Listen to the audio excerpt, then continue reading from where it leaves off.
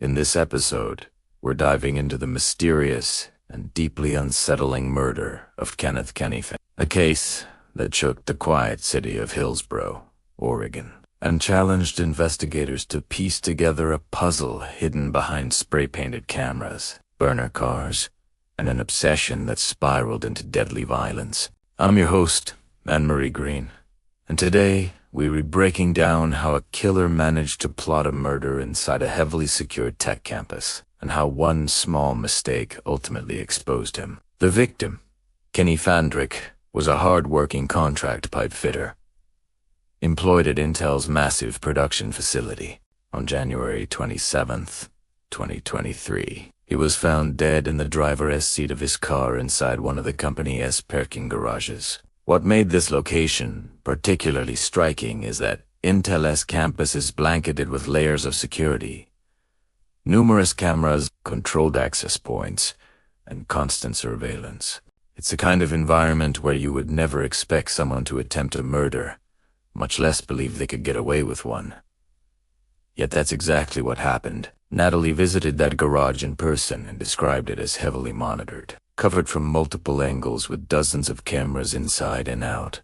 The idea that someone chose that spot to commit a murder wasn't just bold, it was bizarre. What investigators found even stranger was that just a month before Kenny's killing, several of those same cameras had been spray-painted by a masked individual. At the time, it was logged as vandalism, but looking back, detectives realized this was likely a test run by someone planning something far more sinister. What the killer didn't anticipate was a tiny gap, a sliver of visibility left at the top of one spray-painted lens. That 10% of unobstructed frame became the linchpin of the entire case.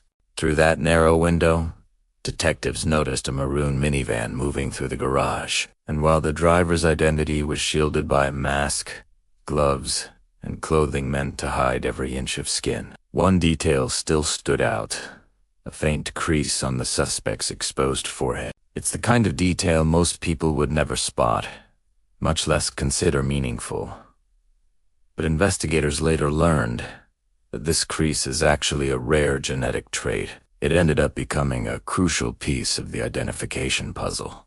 But before they could confirm anything, detectives had to follow procedure, which meant starting with the people closest to Kenny. His wife Tanya was on the scene before the first officer even arrived. For many investigators, that alone raises a flag. But rather than appearing evasive, Tanya immediately told officers something deeply alarming.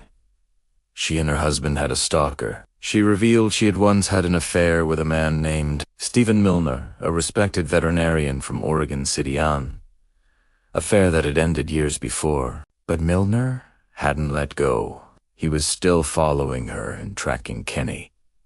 He had installed devices on their vehicles. He had shown up unannounced. He had ignored boundaries, rejected rejections, and continued a pattern of escalating obsession. As investigators dug into Milner's background, they uncovered a man who was, on the surface, well-liked and successful. Clients described him as involved in the community and personable, but the side of him described by Tanya was far darker. Once police searched his home, they found a dedicated room filled with letters, notes, and deeply emotional writings addressed to Hera, sort of shrine documenting fixation rather than love. Even more unsettling was a life-sized cardboard cutout propped inside the home. At first glance, it seemed like a roommate's room, but the drawers filled with Tanya's letters confirmed it was Milner's. The cutout and shrine suggested not only obsession, but delusion.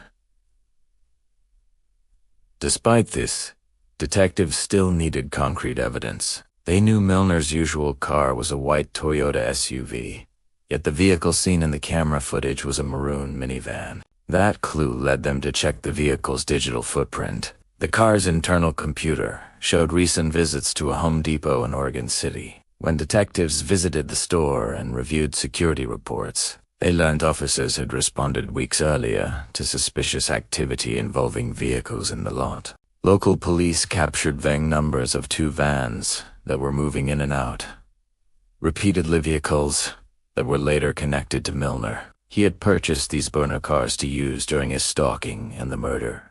But just as detectives tracked down the maroon minivan to a salvage yard, they watched in real time as it was crushed, destroying what might have been their most valuable physical evidence. Even through that frustration, the case didn't fall apart. Investigators were able to extract DNA from Kenny's hand that matched Milner, proving direct contact during the assault. When the case went to trial in January 2025, prosecutors faced an uphill battle. No murder weapon, no intact crime scene vehicle, and a defendant who took the stand with his own explanation. Milner admitted he was the masked figure in the garage. He admitted to spray painting the cameras, but he claimed it was all self-defense. He said he was there to protect Tanya from Kenny, citing past domestic disputes in their marriage. Milner described a fight that broke out, saying Kenny attacked him and he simply fought back, frightened and overwhelmed. But the jury didn't buy it. The physical evidence didn't match his story. The planning and stalking behavior didn't align with someone acting impulsively, and his claim of protecting Tanya contradicted years of warnings she had given him to leave her alone. After reviewing the evidence, Milner was convicted of murder and multiple stalking charges and sentenced to life in prison with the chance of parole after 25 years. What adds an even deeper layer of tragedy is that Tanya and Kenny had done everything victims are told to do. They filed restraining orders. They reported stalking incidents. They documented events. They alerted law enforcement repeatedly. Yet Milner continued slipping through cracks, escalating his behavior until it ended in violence. Prosecutors later said the only additional preventative measure would have been to track Milner himself. Had authorities monitored him, they would have seen him trailing Kenny from Oregon City to Hillsboro, making the 45-minute drive again and again, watching, waiting, and finally acting on his fixation. As for Tanya today, she is left with profound loss.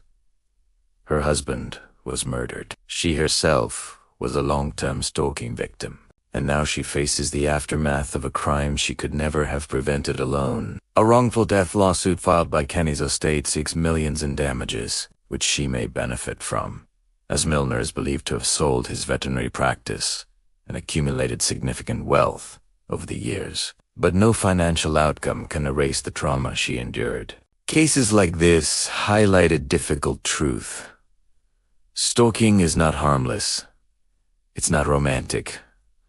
It's not something to brush off. It is a pattern of behavior that escalates, that violates boundaries, and that can turn lethal even when victims follow every recommended step.